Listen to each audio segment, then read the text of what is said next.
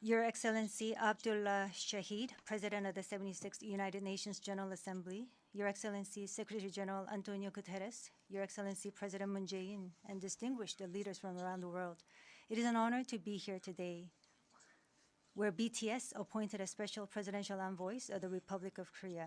We're here today to share the stories of our future generation. Before we came here, we asked the young people in their teens and 20s around the world about their past 2 years and about the world they find themselves in today.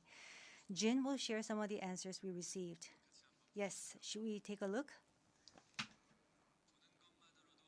You can feel the good vibes from just looking at these. There were times during the past 2 years when I too felt bewildered and troubled. But still here, we have people who cry out, let's live on, let's make the best of this moment.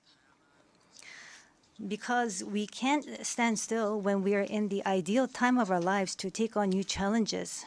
It wasn't as if we could blame anyone, and you must have felt the frustration. Here I'm the same as I was yesterday, but the world changed like we were transported in a flash to a parallel world. I was saddened to hear that entrance and graduation ceremonies had to be canceled.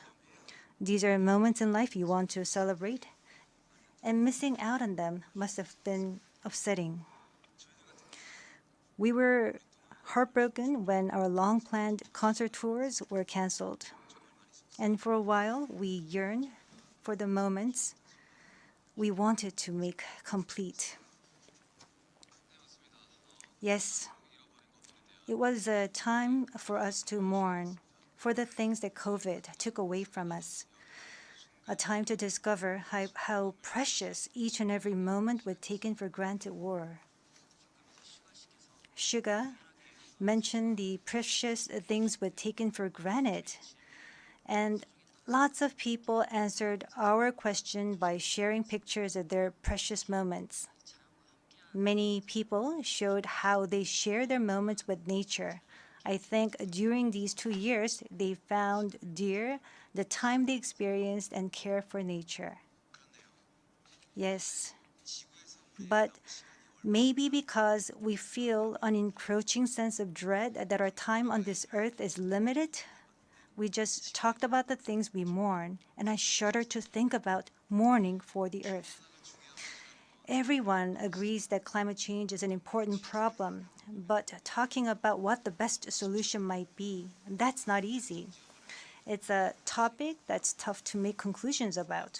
Yes, it is a tough discussion, but I learned while preparing for today that there are many young people who have an interest in environmental issues and choose it as their field of study. The future is unexplored territory, and that's where we, more than anyone, will spend our time. So these young people were searching for the answers to the question of how we must live that future. So I hope we don't just consider the future as grim darkness. We have people who are concerned for the world and searching for the answers. There are still many pages left in the story about us, and I thought we shouldn't talk like the ending's already been written. Of course, sometimes the world seems stuck in place even if you're ready to go. Sometimes it feels like you've lost your way. There was a time when we felt the same way. I've heard that people in their teens and 20s today are being referred to as COVID's lost generation, that they've lost their way at a time when they need the most diverse opportunities and must try new things. But I think it's a stretch to say they're lost just because the paths they tread can't be seen by grown-up eyes. Yes, take a look at these pictures. Here we have many who are trying hard to continue their friendships online in new ways, start learning new things, live healthier lives. I'm sorry, excuse me. 네, 새롭게 공부를 시작하고 더 Yes, these kids are trying to learn new things and trying to figure new things out. They don't look lost. They look like they are finding new courage and taking on new challenges. I think that's why instead of the lost generation, a more appropriate name would be the welcome generation. Because instead of fearing change, this generation says welcome and keeps forging ahead. That's right. If we believe in possibilities and hope, even when the unexpected happens, we will not lose our way but discover new ones. There will be choices we make that may not be perfect, but that does not mean there will be nothing we can do. That's what I think. What is important are the choices we make when we're faced with change, right? Some of you heard the news that we're coming to the UN, and a lot of you were wondering whether we have been vaccinated. And I'll take this opportunity to say yes. All 7 of us, of course, we received vaccinations. The vaccination was a sort of ticket to meeting our fans waiting for us and to being able to stand here before you today. Just like we said in our message today, we too are doing the things that we're able to do right now.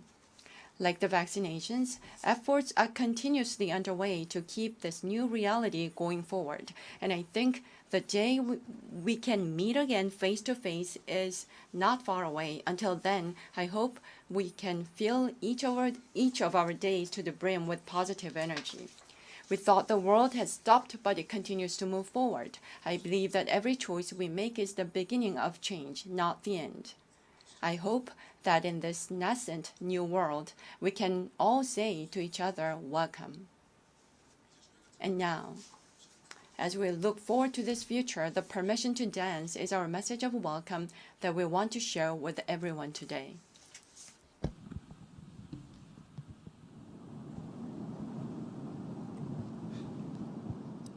It's a that opinion when your heart's just like a drum, beating louder with no way to guard it. When it all seems like it's wrong, say along to Elton John, to that feeling we're just getting started. And when the nights get colder and the rhythms got you falling behind, Just dream up a dim moment when you